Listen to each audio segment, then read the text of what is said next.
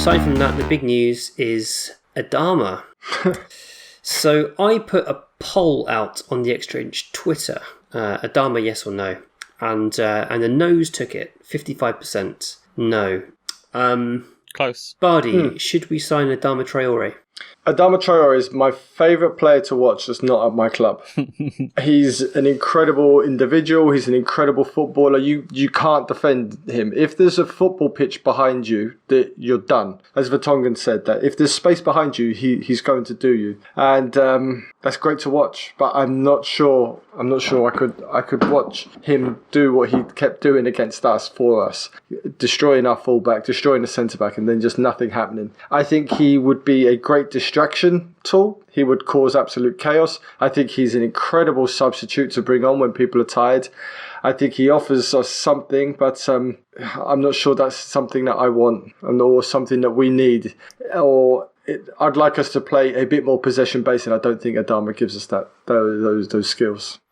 Yeah, I must admit, that's the concern for me. It's what that signing means for us tactically, and I think it basically confirms our deepest fears, essentially, about how we'll play this season. Nathan, it's £40 million is the talk. But the idea would be that we would structure it as a loan so that we pay the 40 million next season. He is seen as a right winger. We currently have Lucas playing on the right, but we also have Bergwijn, who we know can play on the right. Son has played on the right for us. We've signed Bryan Gil, who can play on the right. Do we need Adama Traore? I mean, if you're looking for right-sided width, there is no more width to give than that is given by Adama Traore. Like, he will suck an entire team all the way over to him on the touchline if that's what he wants to do.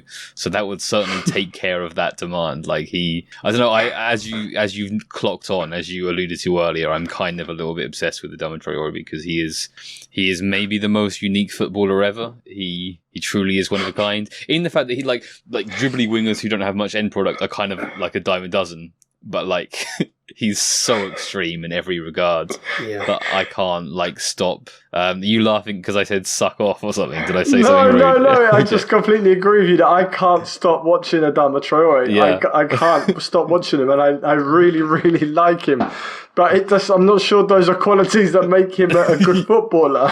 The thing is, it's like, okay, under Pochettino, people are like, should we sign Adama Traore? And I think, well, no, because what I tweeted the other day, what we're talking about Wolves and their new manager is that, like, they are playing Adama Traore football because they have to, because that's what he does to your team, right? You pass the ball to him, he dribbles past 7 players, and then you do what you can to, like, take advantage of that opportunity as best you can. That is the football that you play when you have Adama Traore, right?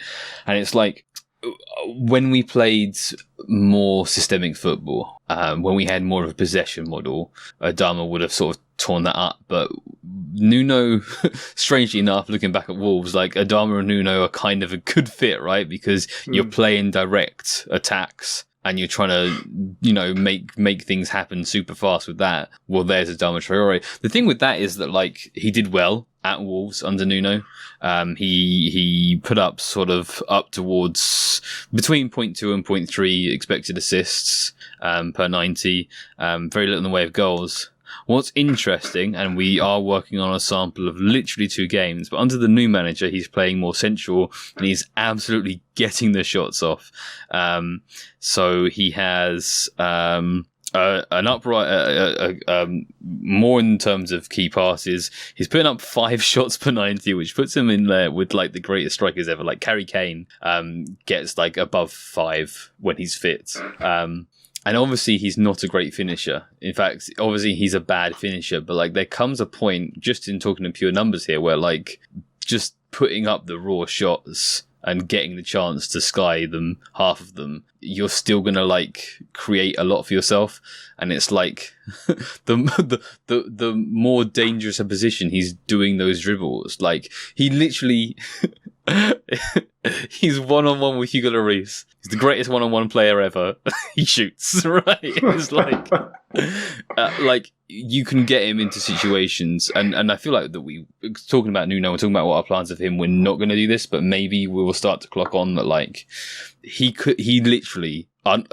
In a way that is in no way similar to any other footballer ever, he could dribble it into the goal. He really could dribble it into the goal, and I think that is something that like that there's an upside there that's unexplored. Obviously, there's the upside of like, what if you take this like ridiculous athlete and put him into a team where there's Kane and there's Son to take advantage of the space that he creates? Good, yes, okay, that makes sense. That's a reasonable argument. 40 million is maybe a bit much for that kind of risk. We just brought Brian Hill, we have Lucas, we have Bergwijn. Why do we need 12 wingers at the club at all times? I'm not sure. But there's also this, like, what if we did that, but also we tried some other things? What if we looked at, like, Adama Traore is what he is, which is, like, a total outside of football enigma, and stop looking at it as, like, hell, he can dribble it down the wing and cross it in like wingers do. What if we start to look at him as more of an innovation, as an outlier, and stop trying to, like, put him into an existing football box and start saying, what can we do that is different to what everyone else is doing with this footballer who is different to every other footballer, and just get him to run at centre-backs again and again and again and again, and he'll probably win a lot of penalties, except that the fouls won't be given because you grab onto Adama Traore and you grab him by the arm and he's covered in baby oil and you gesticulate his shoulder because he has a shoulder dislocation issue, but he carries on running and the ref doesn't give a penalty. Anyway, that's beside the point. I think that, like, there's this unexplored upside with Adama Traore, and I think that Nuno has failed to take advantage of it so far. But I would be really interested, because I think that there's there's a big unknown with Adama Traore that is really clearly fascinating to me. Or we could just put him on the right and he can provide width and do bad crosses 100 times a game.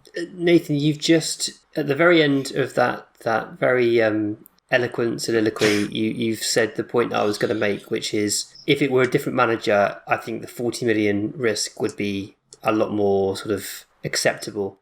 But it's Nuno. He's already had him for a long period of time. He's already had an opportunity to try things with him. He's already tried to do different things, play him in different positions, and he's not got much out of him. So I would have serious doubts about whether he can get much more of a tune out of him at Spurs, even with better players. He got 9 assists in the 1920 season. Yeah, so I had to look at the expected numbers for the 1920 season, and his numbers, expected assists and goals per 90, are marginally better than Bergwijn, Lamela and Lucas's numbers. Marginally better. Right, but he's obviously doing more on top of that. Like, he's doing the other bits as well. Like, he's putting up, like, okay squad number, like, goals and assists, and he is creating an entirely different game with his ability to draw the entire opposition towards him all times. Sure, but is he doing the defensive work that Lucas and Lamela, for example, do as well? Like, they do other things. Bergwijn does other stuff as well.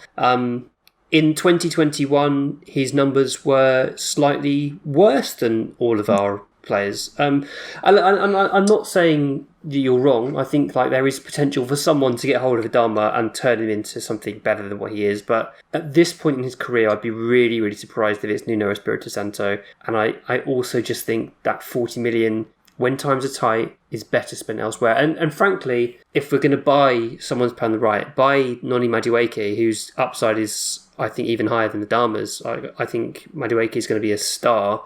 Get him in now while he's affordable. But, like, personally, I'm using that money to make the central midfield work if Ndombele's leaving. I'm using it to buy a top draw right back. I'm using it to buy a partner for Romero. And I'm just accepting that Lucas is our right winger for the season and rotating him with Bergwijn and Heel and whoever else. I agree. From a squad building point of view, I agree. I think that money is better placed, generally improving the squad in the areas that it needs improving.